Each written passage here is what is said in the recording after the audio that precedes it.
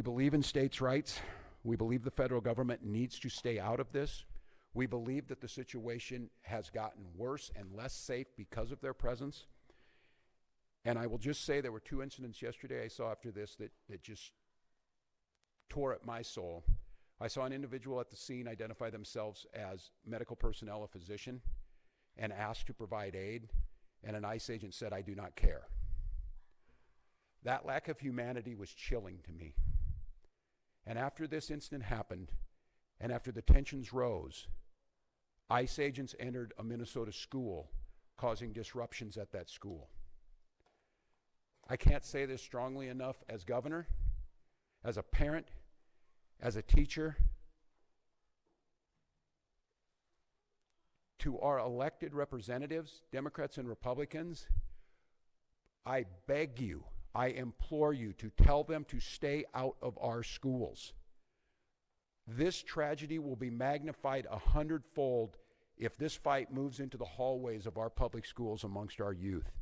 And they're watching us. They're watching us now, how we respond. So I've got a few simple asks.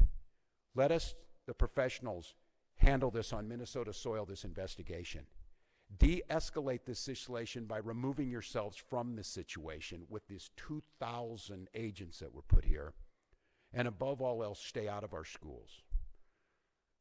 I'd like to ask you to care, but that might be a step too far for some people. But I know Minnesotans care.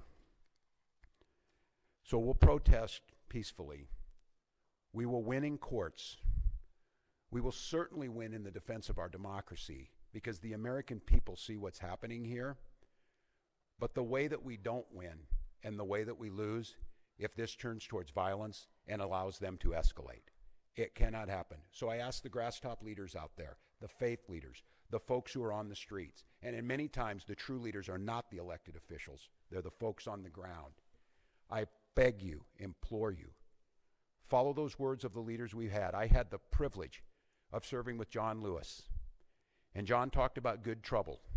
I'm not telling you not to find good trouble. But I asked John many times, I said, "John, I don't know if I'd have your self-restraint. Didn't you want to lash out?" He said, "Yes, daily."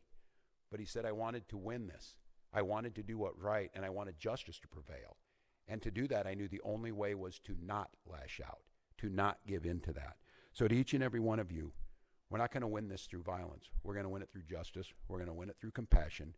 We're going to win it through Minnesota Nice, and we're going to win it by holding every one of these people accountable as they should for what we've seen on the streets of Minneapolis. With that, I'm going to turn to Commissioner Jacobson to give you a situation update.